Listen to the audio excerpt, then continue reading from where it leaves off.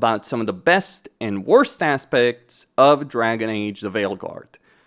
Now, let me be clear on where I'm coming from with regards to this game and with this series. I became a content creator because of Dragon Age Origins. I was very active on the Dragon Age forums. I've played Dragon Age ever since Dragon Age Origins came out, and I've been playing Bioware games for 20 years, basically since Knights of the Republic 1 came out. So I've played pretty much every single Bioware game since then. My favorite Dragon Age game is actually Dragon Age Awakening, from a story perspective at the very least. Gameplay-wise, technical aspects, not necessarily so great. But let me give you just a very short perspective on the subject. I think Veilguard, on some levels, is the best game that Bioware has ever made. Like, from a graphical standpoint, technical graphics, from performance aspect, engine aspects, combat aspect, it is really good. There are, however, shortcomings in terms of exploration, and there are significant issues with regards to the story, which is one of the main draws that people have had with Bioware. If you're telling me you were playing Bioware games because of the gameplay, I'm not sure what to tell you. Like, sure, it was workable in some games more than others, in some games it was awful, but it was really the story, characters, universes, and lore that always made these games work. But considering how few people are playing this game in the first place, I'm not shy about showing spoilers, very important scenes, by the way, or talking about very important story elements. Because apparently, according to sources in both EA and Bioware, this game is not doing so great. Whether or not you want to believe those sources is up to you, but suffice to say, where there's smoke, there's typically fire. And I can tell you, as someone who's covered a lot of Total War Warhammer, that while not all of the leaks we got were accurate, the overall sentiment that things were not going well in, say, Creative Assembly after the release of Shadows of Change as DLC were far more accurate than you might think. By the way, Creative Assembly ended up losing a significant portion of their staff. But who can you blame for this game? Is it EA? Is it Bioware? Is it corporate decisions? Is it the people inside the company that made terrible decisions?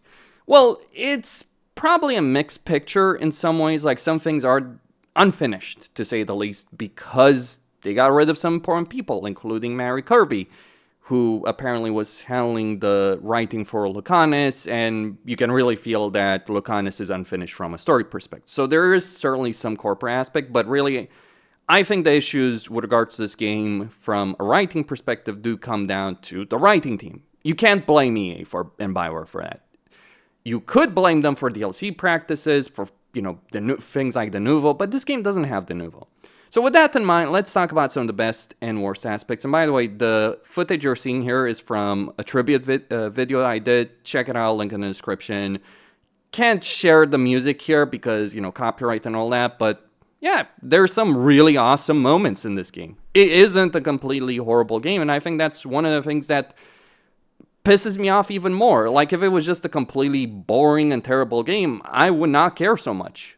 But it had all the possibilities of being a great game, and it isn't a great game. And that is quite a shame. At number 3, one of the best things of this game is just overall from a technical standpoint, be it gameplay or graphics, performance. This game doesn't use the Nouveau, which is actually pretty damn significant in this day and age where pretty much every developer seems to want to use some form of DRM or one way or another. And the Nouveau in particular is bad because it does affect performance. Of course, it's not that simple, because there are some games that use the Nouveau and actually run pretty well, like Total War Warhammer 3 uses the Nouveau, and I'm not really feeling the performance impact of it.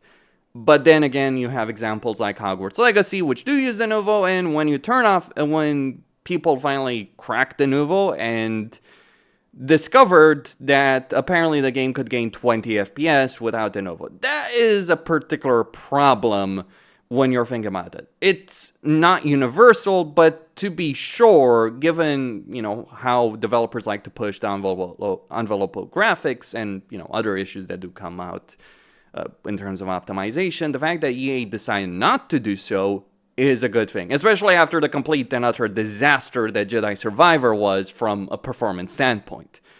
And which also gained the performance benefit when they did remove the Nouveau. So I guess EA has learned their lessons. Also, there's no DLC plan. There's no monetization. The only thing that we have, in terms of DLC is cosmetics if you got the deluxe edition. And it kind of doesn't matter because you can only, like, if you care about that and you don't want to spend a lot of money, you can always get this game through EA Access Pro. Sure, you won't own the game fully, but, you know, it's a pretty good deal, really, considering, compared to the price. Like, you would have to, like, to end up spending more money on that, you would have to have the EA Access Pro for a fairly long time and not use it for anything else. That is my perspective on the subject, and probably at some point, given the tendencies of EA and Microsoft, it probably will be available for Game Pass, as quite a few games from EA actually end up being after a certain period of time. So just something worth pointing out with regards to that. So the game runs well. It looks good. The hair aspect, the animation aspect, just the overall visual quality from a technical standpoint is great. The cinematics are fantastic. And in a lot of ways, you can really appreciate the effort that went into those cinematics. Because, for instance, I'll give you an example. In a lot of Bioware games, we have this big, massive battle or this final act where, you know, you gather allies, your companions, your team, and you're fighting at the end. And you don't really feel like it's your experience. You don't really feel like any of the decisions you make have that much of a tangible impact on that. Here they do. Like, in point of fact, the final act of this game is really, in a lot of ways, from a cinematic standpoint, that is. Like, from, you know, the allies you have and the decisions you made and how they impact that. Even if it's not necessarily as tangible as it appears, at least it appears tangible, as opposed to, like, Mass Effect 3, where it's, like, just some, you know, random human soldiers which you don't care about. Like, I want to see Geth, and I want to see Quarians, and I want to see Krogan, not just some random Krogan soldier or two random Krogan soldiers that are just, you know, put there for whatever reason, right? To try and, you know, create that idea that, oh, your allies actually matter, when in reality it doesn't. Here, there is a tangible impact, or at least it feels more tangible. It was great from that perspective. And yeah, you know, hair, facial, you know, facial animations, like, for the most part, it's great. There are artistic decisions, like with the head sizes, that are not great. And if there is, but that's not a technical issue. That's an artistic decision that Bioware has made. And we can talk about the really bad decisions that were made on an art level, because there certainly were bad decisions made by the art team and the writing team. But whoever handled the engine did a great job. It runs great. I played this game with the highest level of ray tracing, which I'm not sure if it's path tracing or not. And yes, I use frame generation. There are some issues that I encountered and, you know, performance dips here and there. But considering how much I was pushing this game, I am impressed that I got that running on a very smooth frame rate, for the most part, at 1440p with pretty much everything maxed out. And without, and while, again, with frame generation on, but you do need a certain level of baseline performance to get that. And considering, you know, the situation of Star Wars Outlaws or Jedi Survivor and other situations, yeah, this is a really good thing. And it should be appreciated. Like, Origins, whatever you might think of Origins, Dragon Age 2, or Inquisition, they all had a ton of technical issues. Undeniably so. Mass Effect was better, for the record, but Mass Effect always felt also kind of limited. And, you know, maybe it's just a pet peeve of mine, but, like, you know, I remember so many cinematics in Mass Effect 3 in particular where, like, your squad members would not use the weapons, were not using weapons in those cinematics that you had actually given them. Like, your companions actually use those weapons in cinematics. And so it's like, it's not just like, oh, it's impressive, like, from, you know, a major level. It's also impressive in, like, all the tiny details that they have. Like, you have a choice in this game that does impact one of two cities in a very important way, and I'm actually quite impressed on the effort that was put in making this work. So, whatever you might think about everything else in this game, this is the one aspect that I think is unquestionably good about it. The one downside, I would say, from a technical level is, like, Rook's facial animations aren't so great, so the way the game has, like, the character creator in general is pretty damn garbage, I'm gonna say that. And the interaction between the character creation and the actual game and cinematics and dialogue and all that is not great. Like, I literally put the helmet on Rook, and I had that constantly on, and I found that to be a better experience to deal with than having the rook talk most of the time. It's just some weird stuff. And I didn't do some crazy customization with my rook. It's like I actually used the baseline profile. I changed some minor stuff like, lipstick, their height, that kind of stuff, hairstyle. But yeah, for the most part, I used a rook that was based on a preset they had created themselves, and I still encountered a lot of issues. So that is the one downside, but then a lot of other aspects from a technical standpoint, this game is amazing. Far better than all the other Dragon Age games put together. And honestly, it's better than Mass Effect, any other Mass Effect game. Like, don't get me wrong, Mass Effect games can have great cinematics, pre-rendered ones, but here they're actually in-game. Like, outside of, some of the storyboard moments, the actual live cinematics are all real-time, as best as I could tell. The reason I say they're real-time is because you can see your companions using the armor and equipment you gave them, the armor and weapons you gave them, which obviously would not happen if it was pre-rendered.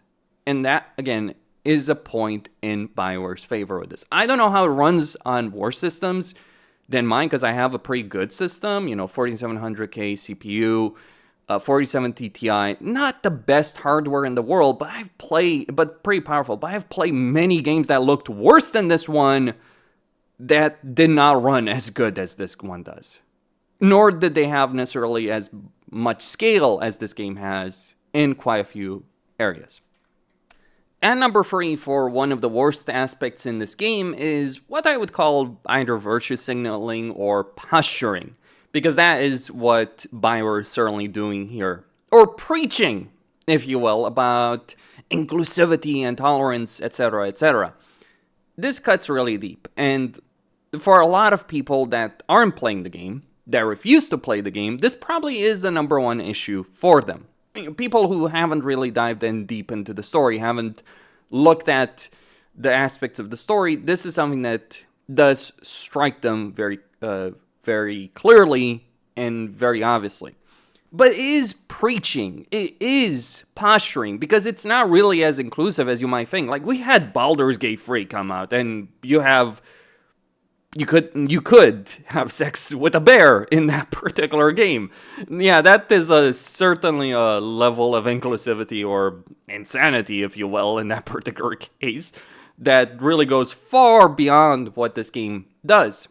I don't mind a game being inclusive or, preaching a certain political viewpoint if it's doing things well. Like, I'll give you a perfect example. In Dragon Age Inquisition, you have an important story element with Dorian and his father, where Dorian really goes after what his father did, and how his father tried to change him because Dorian is gay. And you can say, well, that's just pushing a certain political agenda, but here's the reason it works on multiple levels. One of the reasons that particular moment works is because a lot of people around the world, regardless of their particular beliefs, can relate to the idea of not getting along well with your parents, or your parents hurting you in a very substantial way. That is something that a lot of people understand and a lot of people appreciate. But what Dorian was really talking about in that conversation was conversion therapy for gays. A very touchy subject in real life. Okay, but those kind of terms are never used in Dragon Age Inquisition. Dorian mentions blood magic. He mentions how his father tried to change him for political reasons, for his legacy. And it works. It was very respectful to the universe. It was respectful to the lore, and it did cut deep. Here you have Tosh, in comparison, who's just a spoiled brat of a character. And for the record, I actually like Tosh as a character far more than you might think. Like, when you actually play the game and you talk with Tosh and you have Tosh in your party and you listen to what they have to say, and the banter that Tosh gives in quests and throughout the game is actually probably some of the best banter that you have in the game. But the banter aspect is another area here. This game feels very sterile. For instance, when you're creating a character, you have things like pronouns and things like surgery scars and and other aspects, right? You can decide to play a transgender character. Do you know how relevant all of that was in the actual game? Zero. Absolutely none of that mattered in any way, shape, or form. I think there was one entire conversation in the game where my rook mentioned that she is a woman because I played a female rook. I like the voice actress that I picked, that we had. I thought it was the best voice actor for rook out of the options we had available. But it feels so sterile. Like, consider banter. Where is a moment like Dorian and Vivian trading barbs constantly as mages? Where's a moment where Dorian is trying to convince Sarah that magic is not inherently evil and awful? Like, if you're making me miss Sarah as a companion in a game, considering how awful she was there, then you're doing something really wrong. Or, for instance, like Iron Bull and Dorian starting a romance through companion banter or party banter while you're exploring the world, or Vivian and Blackwall just hating each other. That added so much to Inquisition. Or freaking Iron Bull and Solus playing an entire chess game in their freaking minds for multiple conversations in the game.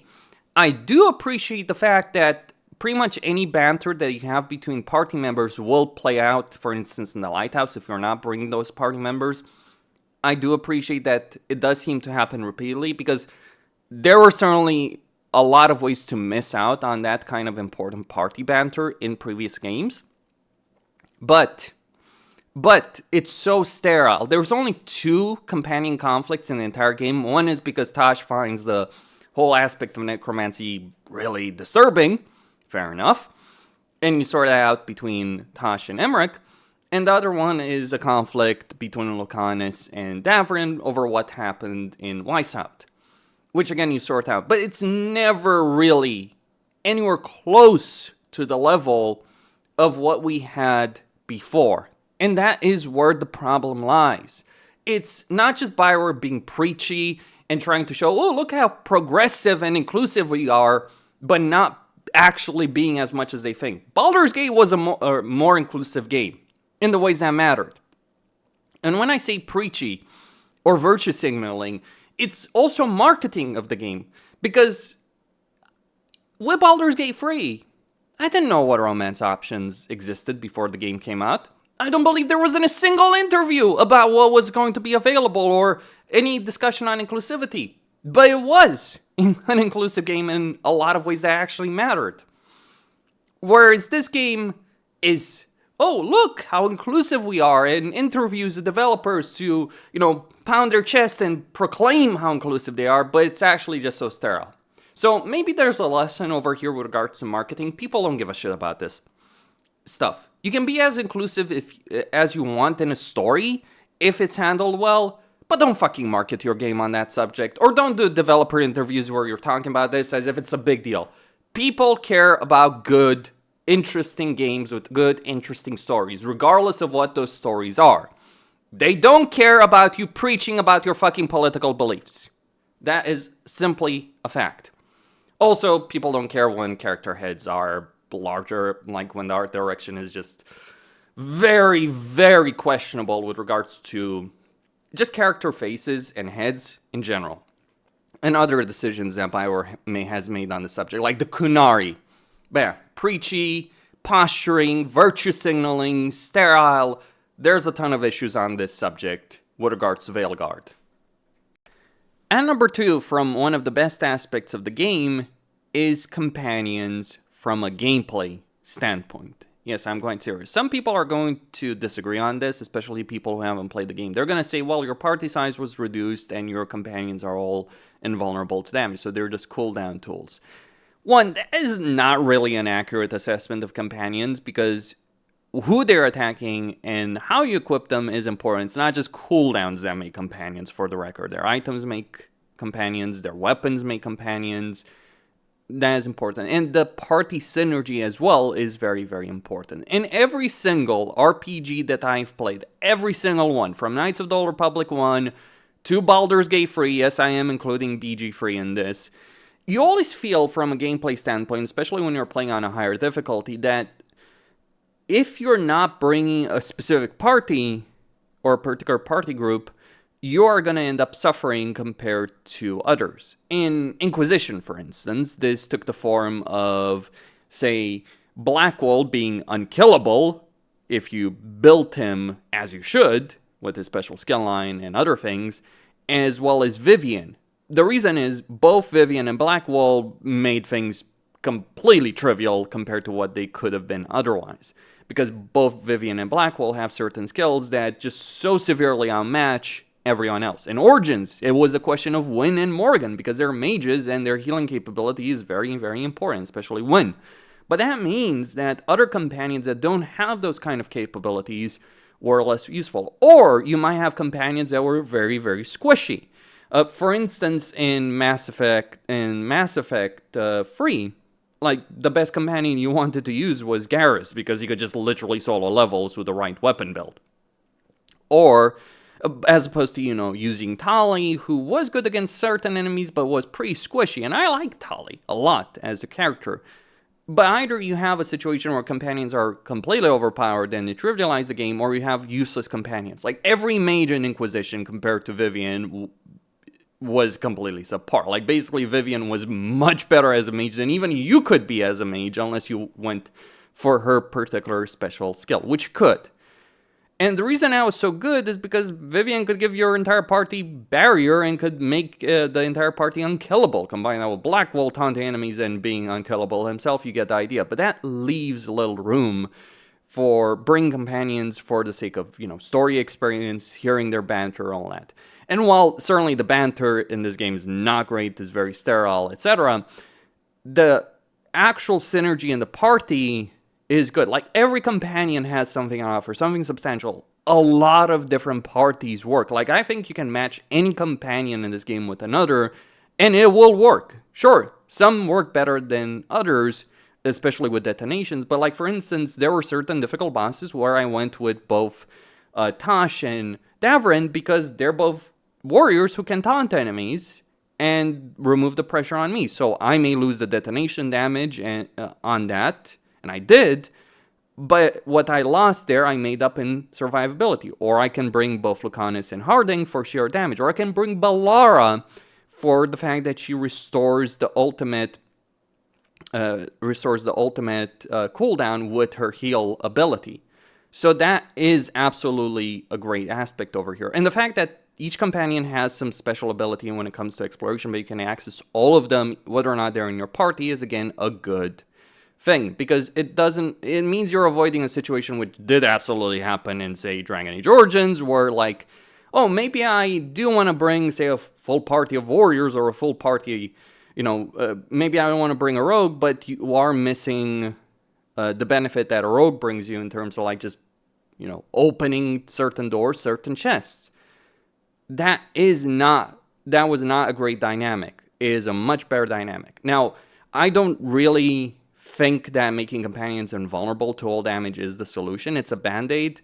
But if you want to look at a game that certainly has companions being cooldown bots, look at God of War Ragnarok, because that is absolutely happening in that game. And number 2, from one of the worst aspects of the game, is the constant backtracking. You may have heard from certain reviews that the game does get boring after a certain while. In fact, one of the most popular reviews for the game does mention that I believe they dropped the difficulty because they just got sick and tired of dealing with the game. But that's not the question of the combat itself, it's how the game is structured. So they clearly wanted to avoid the hinterlands situation where people are spending too much time in hinterlands and quitting the game because of that. But here's the thing. In a lot of areas in Inquisition, or areas in God of War, both Ragnarok and 2018, which clearly this game is heavily inspired by, you may have gone to an area twice, for the most part, to get the vast majority of things done. If you went to an area more times than that, it was either because you were going too often to that area, you weren't finishing enough stuff in that time, but you could do most of it 2 times. Once, the first time you went there, the second time once you unlocked the required gear to open those areas. Here, You might go to Minrafis dozens of times, and you will go to Minrafis dozens of times. You might go to Arlefen over a dozen times. You might go to the wetlands over a dozen times. Certain areas are locked until you reach a certain point in the story, but you don't know that. Like, you can go up to the gates and realize, oh, I can't open this until a certain point, and you don't know when that point is going to happen certainly on your first run, whereas in God of War, that is very clear. But then what's worse is, like, they might open a tiny bit of that area, but then reuse that area for a different quest. That is so very, very annoying, and it honestly makes it so tedious, especially, like, when you're dozens of hours in and you're on the 30th time that you're back in Minrafis. Like, say what you will about Inquisition, you could go to an area, like certain areas, sure, you might go to the Hinterlands multiple times, but you can go in a lot of areas once, complete everything that one time, and never go back there again. That is not going to happen in Inquisition, in particular with regards to areas like Minrafis and areas like the Wetlands and Arlefen. It is so freaking tedious to deal with. That is not a great aspect. In trying to find the solution for the Hinterlands problem, they made it worse. And maybe I'm mistaken in my belief that, you know, before the game came out, I was under the impression that this game was going to be linear. It certainly isn't linear. It's kind of like the same hub system that, you know, both Inquisition and Andromeda used, and it is not great from that perspective. So yeah, the exploration aspect, at least in the fact that you're constantly backtracking and going back to areas again and again and again and again and again, and I'm underselling how it really feels when you're playing the game constantly, is really not a great thing.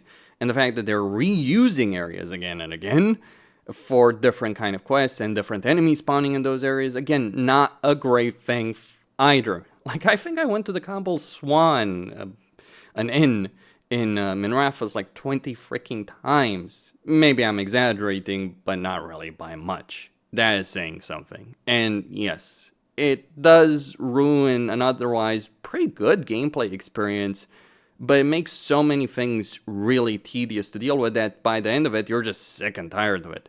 It's probably better when you're replaying the game and you understand exactly what to expect and when to expect it, and when you should do certain quests in an area, because you're going to be able to do a lot of stuff and not have to go back there again as much. But even then, it's like, you know, first impressions do count, and even on replays,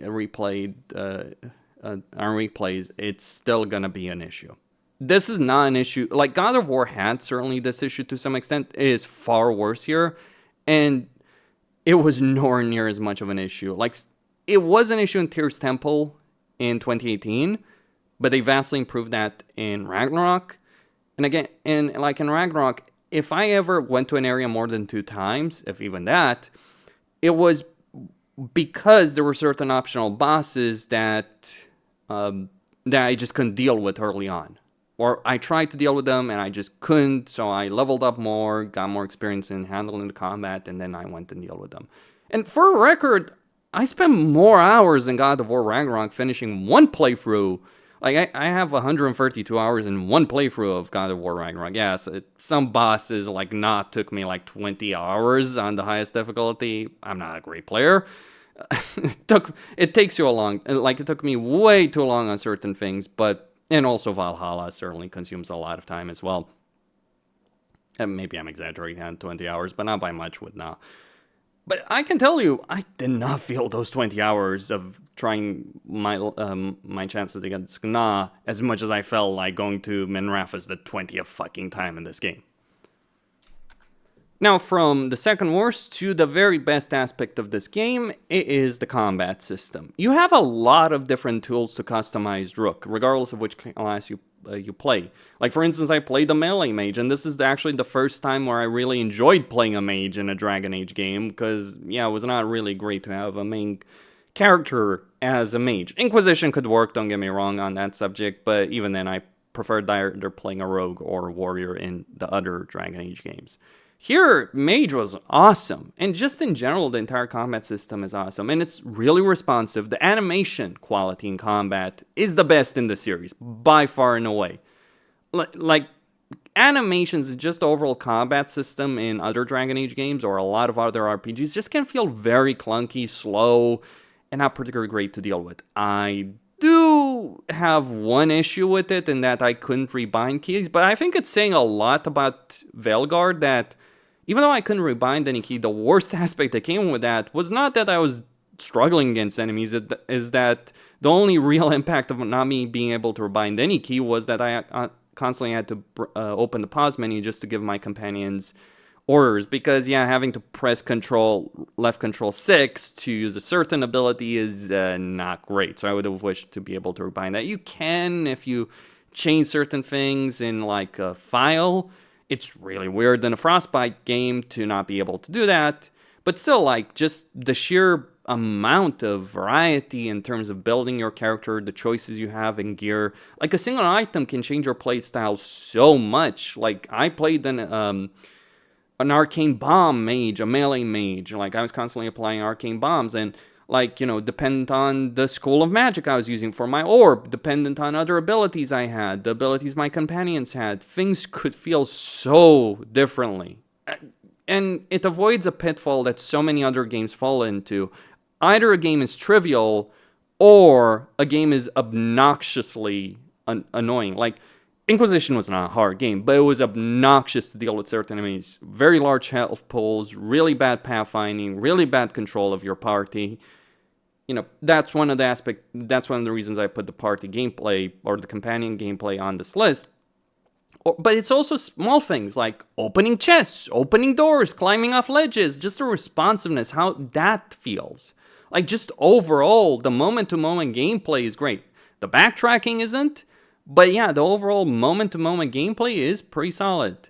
You do get tired of it, but again, it's just like there's too much of like backtracking and repetitive crap they deal with in quests. And it's also the aspect, like, one of the things I mentioned about quests, it's also like, oh, let's say we have a quest from a companion. Well, that companion quest might require you to go to an area to just start that quest.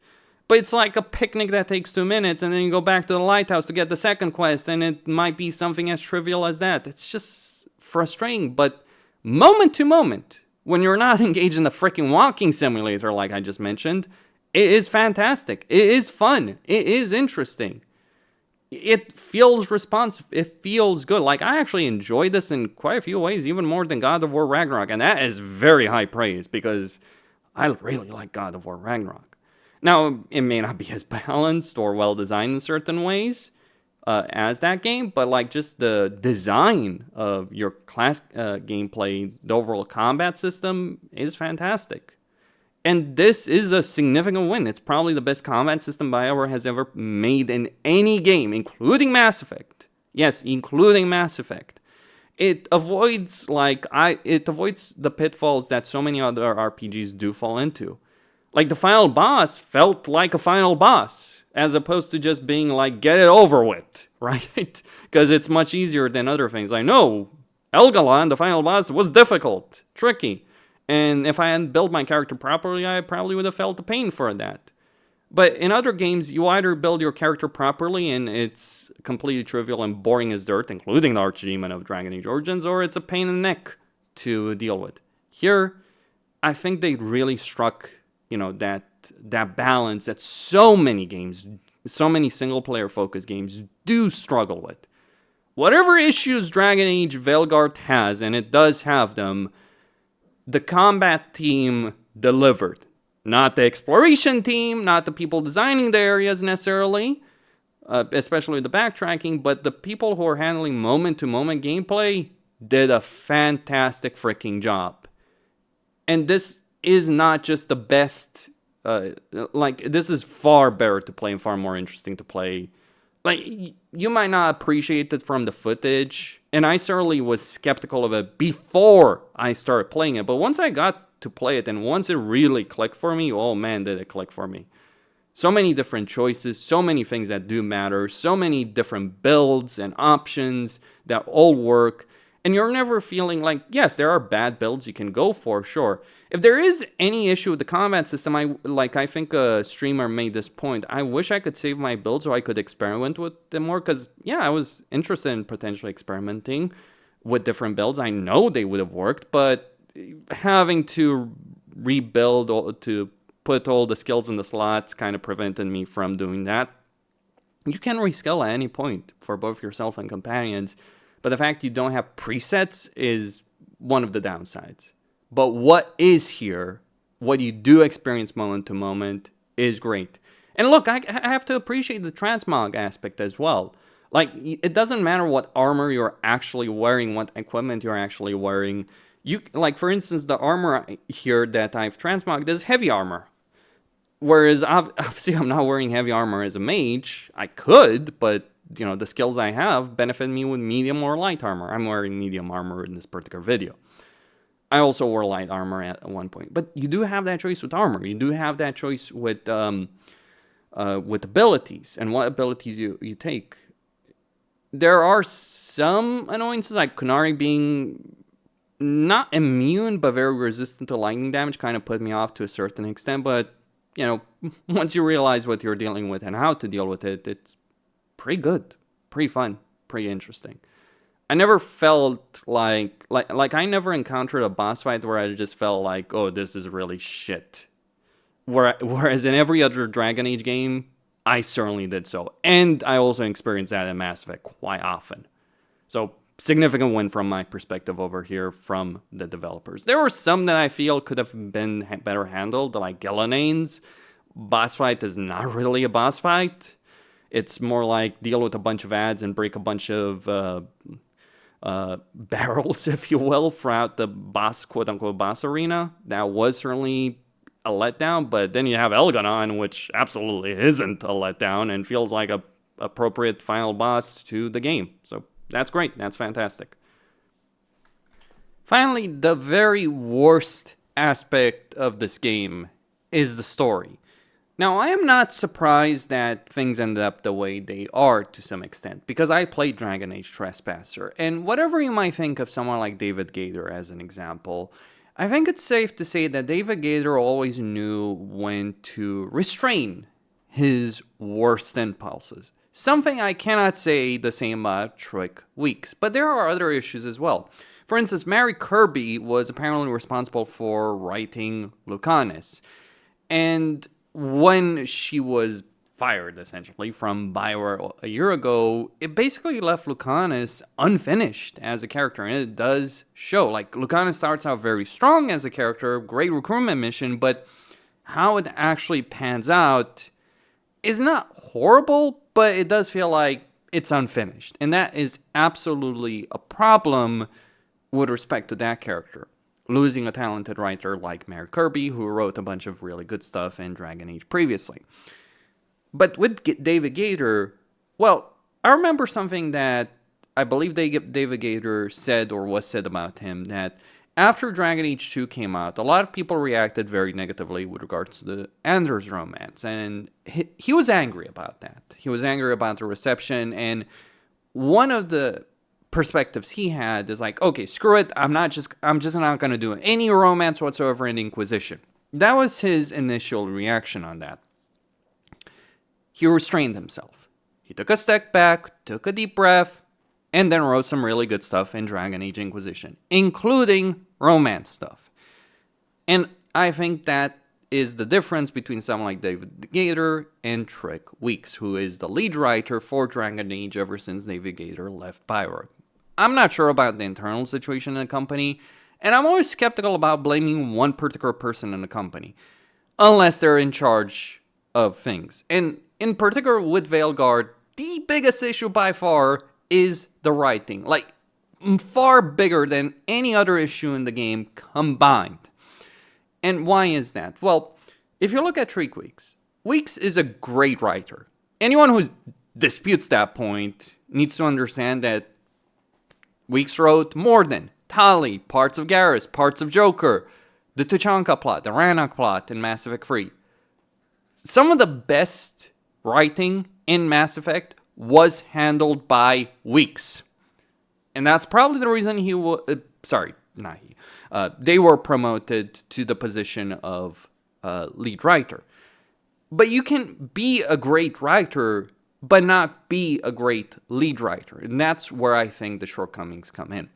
Because with Trespasser, it was already a case of Trespasser ignored some very important decisions and we made an Inquisition. Like how powerful the Inquisition was versus how weak it could be. Because that was one of the things you could do. Like, who you appointed divine was also not as important in any real way. Sure, Cassandra or Vivian or Liliana had the fancy hat, the fancy dress, but did it really matter who was divine? Not really. Whereas in Inquisition in the base game, based on the epilogue slides, it mattered a lot. Or how your Inquisitor viewed their faith in the Maker or lack thereof. Another important plot point. But then you look at how Trespasser was handled, where it was all of that was handled really badly, or a lot of things were handled really badly, with the exception of the things Weeks cares about, like Solus or Iron Bull. And that is the accusation I can make against Weeks. That they are very good at writing certain things, but other things they don't care about, and they handle badly. And so, as a result of this, I'm not surprised that all our previous decisions in Inquisition did not matter at all in Veilguard. I am surprised that the decision between Hawk, Loghain, Stroud, or Alistair was not at all significant. Even when you have literally the male voice actor for Hawk and Loghain's voice actor in this actual game. So it's not really a question like, oh, it's the question of like getting the voice actors. Clearly you could get at least 2 of them back in this game. What's a couple more, right? And it wouldn't surprise me if some of the other voice actors are also voicing characters in this game. I just may not have noticed it, right? But it is certainly a jarring thing. But ignoring our previous decisions is one aspect. That already happened in Trespasser. Taking the piss on the entire existing lore to service the characters you care about and you're writing is where things are very different. This is the fundamental issue of Veilguard versus every other game that Bioware has ever made. You play Mass Effect games, they're fairly consistent. They all feel like Mass Effect games. Sure, there's retcons and changes, etc. But there's never a point you feel like this game does not belong in the same fucking universe. This is the case with Veilguard. Like, Solus is certainly consistent as a character, but again, Weeks certainly is responsible for, writer's pet, or caring about certain characters to the detriment of others. Some would make the accusation that that some writers tear down what existed before just to make what they're writing feel more special. And yes, that is something that does happen with writers. So I always feel like Weeks would have worked better as part of writing. Maybe Mary Kirby should have been the lead writer. Maybe that would have been far better of a situation. But I can't talk about internal office politics or anything like that. I imagine there's a reason why Mary Kirby was let go or thrown out of the company, and the reason Weeks stayed in. But at the same time, the issues that exist with the story of Veilguard were very clearly present years before Veilguard, in Dragon Age Trespasser. Because it's just on a larger scale. Now, for what it's worth, Trespasser didn't take the piss on the already existing lore, whereas Veilguard did.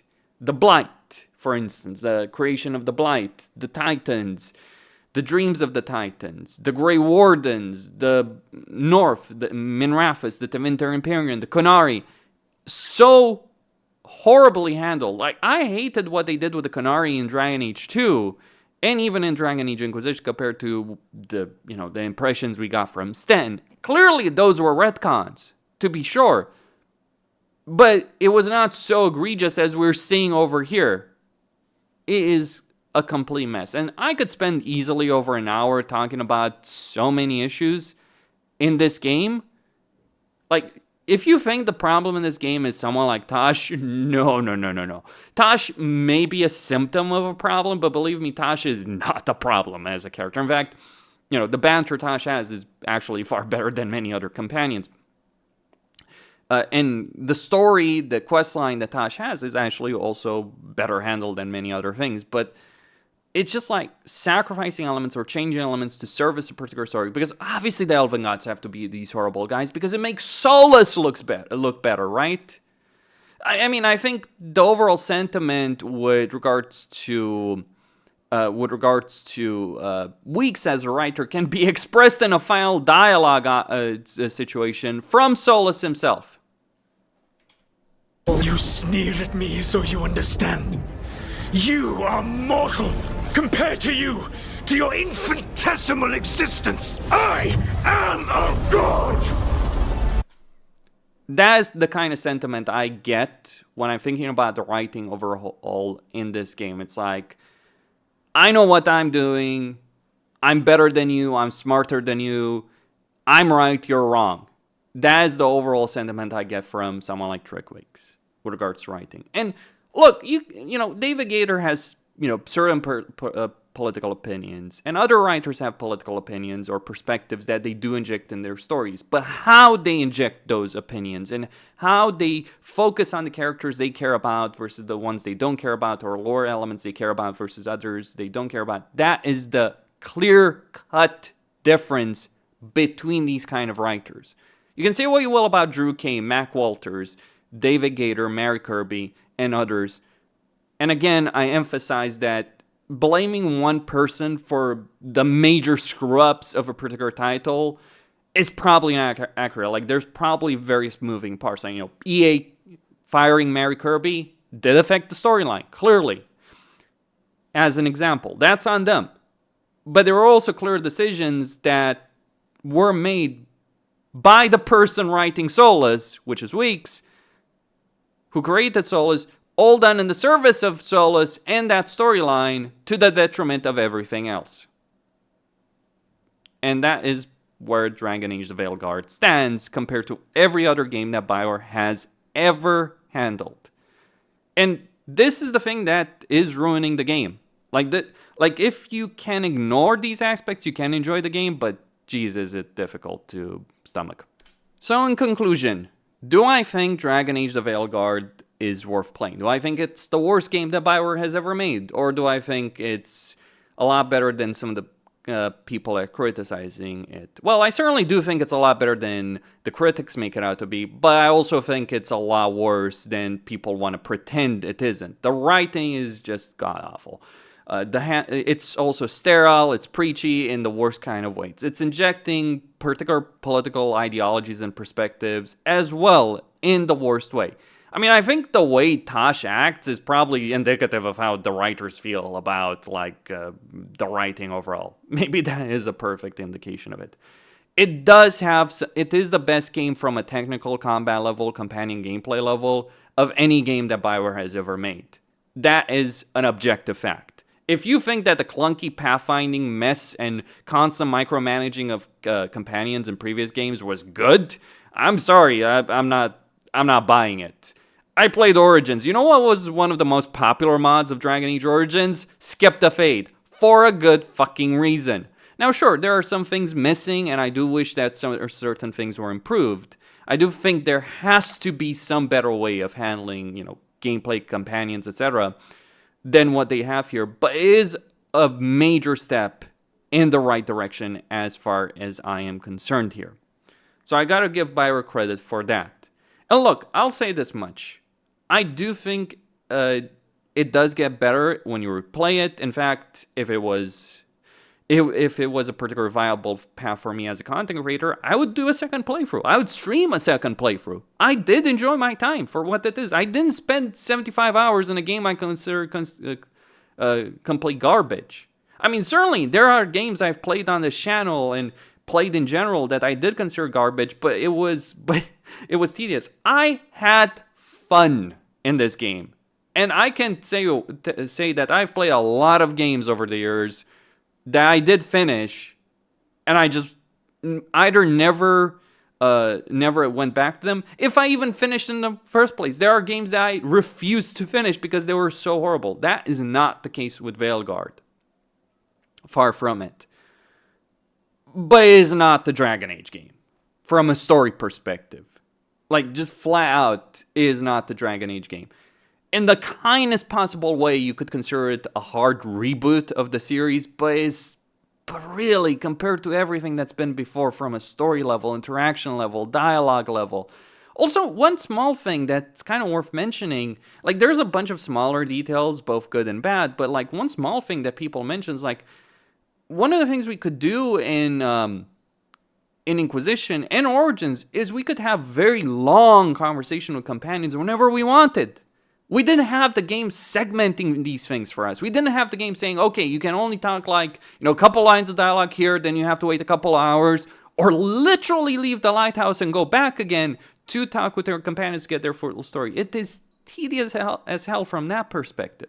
So there are bad elements to this game, but there's also some great elements to this game. And that's the infuriating aspect. That's the thing. Imagine this game with a story like Inquisition or Origins. Well, that would be Game of the Year material. And imagine, and it's shocking in some ways. Like, of all the things I expected Inquisition to, Veilguard to struggle with, I admit I did expect better from this writing team. Because they have delivered better than the past. I don't know what the hell they were talking about. But maybe there is a particular sentiment that one of the people in charge of this game expressed, that Andromeda was not as bad of a game as people made it out to be. Well, it was. And if you think otherwise, here's a clear example. It does have a better story than Andromeda, to be sure. But if one of the people in charge of this game, and I'm not talking on the writing team, I think one of the game directors, whatever, producers, if that is how they view things, like, to be sure, Andromeda wasn't ruined by, like, my face is tired moment. Andromeda was ruined because of many, many other things. But apparently Bioware never learned any lesson from that. And apparently they've also never learned the lesson from what Baldur's Gate 3 did. Or Witcher. Or God of War. All games that have much better handling of their respective stories. In so many different ways. Like, that was far, like, you can take whatever perspective you want of the stories in those games. And look, I never finished Baldur's Gate 3. But I can tell you, just like the interactive aspect of it, the way you communicate with companions, like just the first 10 hours that I played of it was a far, far better situation from a story standpoint than the first 10 minutes of this game, let alone the 70 hours that I spent with this game. I mean, I guess the best way I could say is, like, if you're playing the game, just enable subtitles and mute the dialogue, because it might just be a much better experience than it otherwise would. And skip every dialogue, because very few of your choices matter. And whenever they do matter, the developers will let you know. Now, I don't know how to feel about that aspect. On one hand, I appreciate the game telling me when my decisions actually matter, because there's so many times in RPGs when you're wondering, it's like, is this decision going to be impactful or not? And it's like, do I need to? And you have to figure out, and it is tedious. So, like, that's one of the strong points. It eliminates so much tedium that so many RPGs, virtually every RPG I've ever played has. It's those small details. But the big stuff, the story aspect, the companion dialogue, the banter, is so lacking. And that is probably where I'm going to end it on. Costin, signing out. Hope you all enjoyed this, and check out my tribute video, because, yeah, there are some awesome moments in this game, and, I would recommend just getting a subscription for EA Access, or maybe wait until it's on Game Pass and, it's cheaper for that. Because it will be on Game Pass at one point or another, I imagine.